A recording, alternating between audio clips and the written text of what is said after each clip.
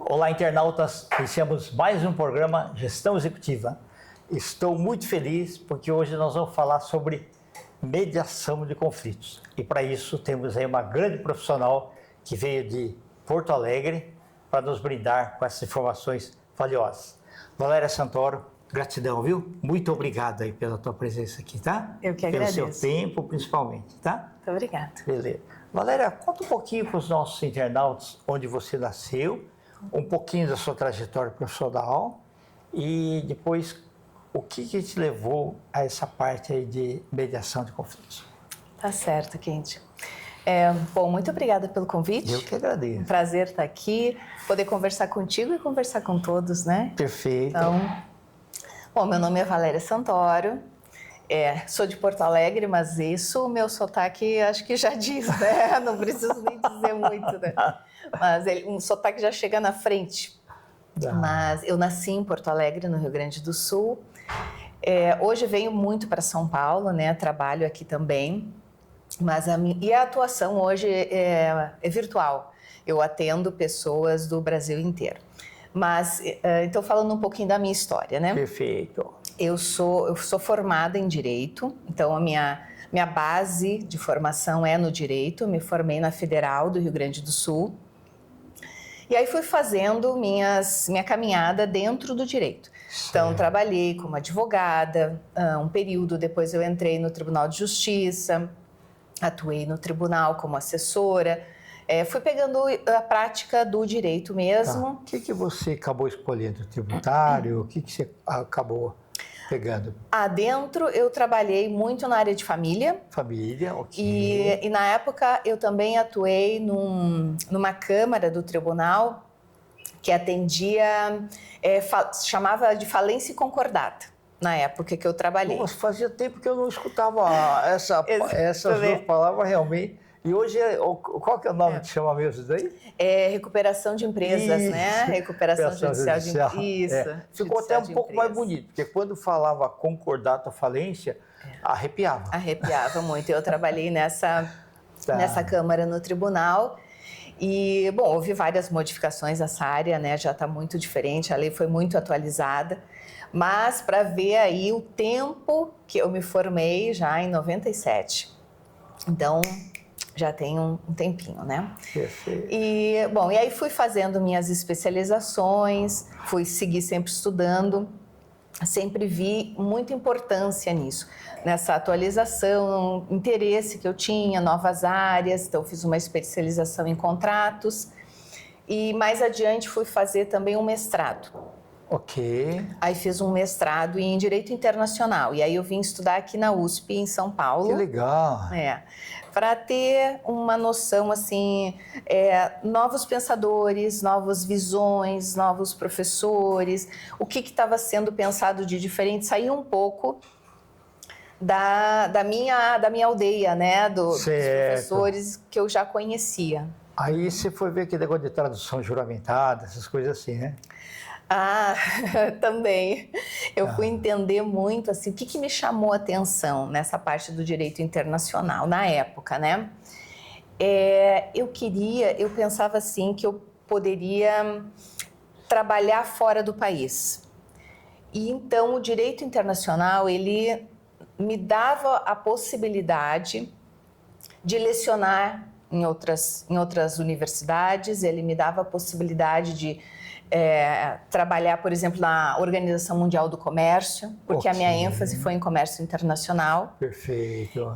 Porque trabalhava essa questão de tratados entre países, tratados de comércio internacional, então, de negociação. Então, perfeito. Aí, já foi um direcionamento, eu já fui conhecendo essa parte de negociação, essa parte que saía do litígio, essa parte que buscava entendimentos negociados, buscando algo que chegasse num entendimento que contemplasse os interesses de todos. Perfeito. Então, eu fiz aqui esse mestrado. E fui fazer cursos fora, né, dentro dessa área também. Tá. Teu inglês, você já era boa desde quando você estava no ensino médio, alguma coisa assim? Eu me interessava bastante pelo inglês, bom, sim. legal. Não, é isso que eu falo nas palestras e tudo mais.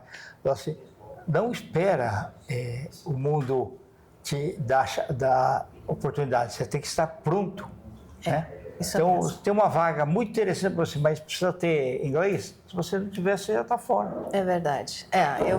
Eu gostava e até eu posso dizer assim que contribuiu muito o incentivo da minha família para que eu estudasse inglês. Muito bom. E me proporcionaram isso, né? Perfeito. O incentivo e as oportunidades foram proporcionadas pela minha família. Parabéns. Então, eu consegui estudar e quando surgiu isso, né, no mestrado, de eu conhecer esses organismos internacionais, de eu fazer cursos fora, de eu ir atrás dessas chances, eu tinha o idioma que me fez alcançar isso, né? Perfeito. Então, valeu muito a pena e eu aprendi bastante. Parabéns, viu? Maravilha. E aí disso, cheguei na mediação, porque o meu ímpeto de litigar nunca foi muito forte. Eu sempre fui daquela advogada que dizia, peraí, vamos ver, vamos conversar, será que não tem um outro jeito? Mas e se a gente buscasse um entendimento? E naquela época que eu me formei, essa não era a visão do advogado que as pessoas buscavam. Ah, sim, era muito mais técnico. E um advogado combativo. É verdade, é verdade. Que fosse esmagar o adversário. Sim. Né? Hoje em dia já se tem uma nova visão. Essa humanização não existia. Isso mesmo. E quando você falou de empresas familiares, precisa disso. Precisa. Que envolve emoção. Isso. Junta a parte do negócio com as questões emocionais, com os relacionamentos familiares, os relacionamentos de longa data, que as pessoas querem que continuem sendo, né, perenes, mas que tem que pensar também na continuidade do negócio, nas decisões técnicas, nas decisões financeiras, enfim, mas é um mix. Então, precisa dessas duas coisas. E naquele momento que eu comecei a ter contato com negociação, eu vi que existia algo, então, que eu poderia buscar também, tirando, né, dessas questões maiores, assim, de negociações entre países, mas que eu poderia fazer. E aí eu busquei a mediação. E aí eu fui fazer as minhas formações em mediação. Que bacana. Olha, você me fez lembrar o seguinte, uma das matérias que eu leciono é negociação internacional. E aí eu falo assim, por exemplo, se você, não aqui no Brasil, mas você vai lá na China, por exemplo, ele te dá um cartão de visita dele e você guarda no bolso, igual a gente faz aqui, ele não faz negócio com você. Então, você tem que segurar com as duas mãos o cartão dele enquanto faz a negociação. Senão, você perdeu. É importante saber isso? Lógico que é. Claro, né? Então, eu trabalhei em empresas americanas. Né? Então, o americano, ele é assim, muito direto. Então, não é para ficar dando voltas. Sim. É para você, já na hora, tentar aquele entendimento e poder fechar. Depois que você faz o social. Né? Então, quando você negocia também com o pessoal da Índia, pessoal de outros locais aí também, quando você vai negociar, por exemplo, com o Japão, não aqui, tá? Lá no Japão. Então, você marca a reunião, ele pergunta assim, quantas pessoas vêm? Você fala, vou eu e mais 2 assessores, por exemplo, tá? Ele coloca 4 pessoas. Primeiro ele vê assim, logística. Vai vir de carro, não sei o quê, para deixar tudo a parte de logística pronta. Né? Vê o tamanho da sala, café, chá, essas coisas assim e tal, né? Mas ele coloca uma pessoa mais do lado dele para mostrar um respeito. Já que você levou 3, ele pode fazer uma gentileza e levar 4 pessoas. Tá? E escolhe um negociador. Então, mesmo que o presidente dele esteja lá, se elegeu um negociador, é ele que tem poder naquela reunião de falar. É interessante isso Interessante, daí, claro. Né? Bacana. Por favor, eu acabei cortando você. Não, imagina. Não, porque isso que tu está trazendo, tu vê que a conversa é assim, né? Eu digo sempre nas facilitações que eu faço e nos cursos que eu dou, que as pessoas me perguntam, Valéria, como é que eu sei o resultado dessa conversa que eu vou ter? Porque eu preparo as pessoas para os diálogos. Sim. E eu digo, o diálogo é um ser tem vida própria. Ele é orgânico, ele vai acontecendo. Então, não tem como tu aplicar uma fórmula e saber que o diálogo vai chegar no ponto X. Na negociação vai ter exatamente aquele resultado que tu quer. Não tem, porque são pessoas negociando, pessoas dialogando. Então, é isso que a gente está fazendo aqui. Uma coisa puxa a outra, tu tem uma lembrança, tu traz um conhecimento, eu trago outro. Porque isso que tu acabou de dizer me remeteu a um curso que eu fiz recentemente na Universidade de Lisboa com a professora Dulce Nascimento, que ela é uma mediadora portuguesa, mas hoje mora no Brasil, que é mediação internacional e intercultural. Ok. Então, exatamente isso. Faz toda a diferença. Faz toda a diferença, porque a gente faz mediações com pessoas de culturas diferentes, que trazem um background diferente, que vêm de lugares diferentes.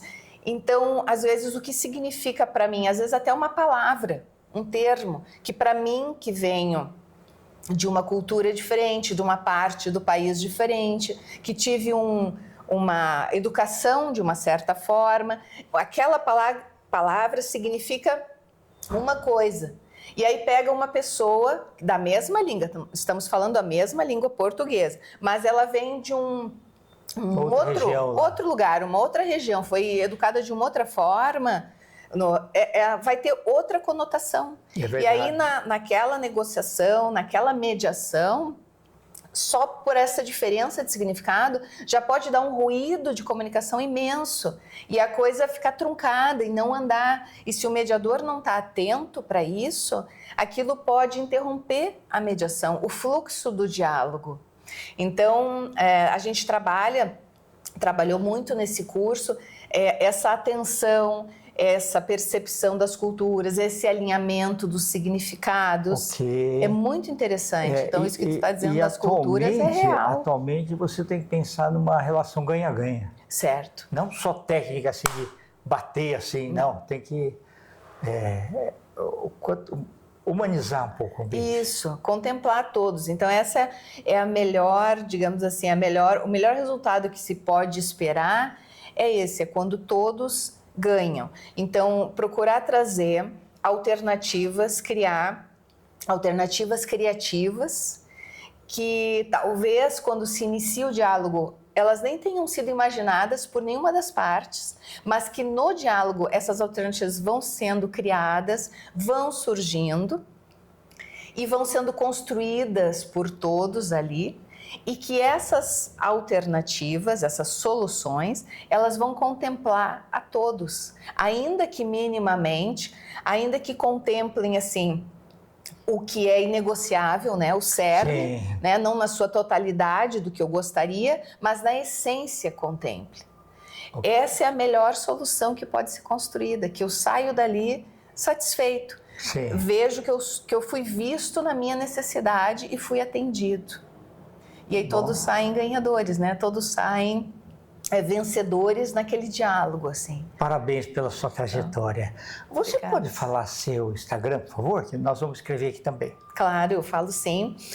Meu Instagram é Valéria Santoro 10. Okay. Número 10, Valéria Santoro 10. O número de 10 é tudo porque você é muito 10.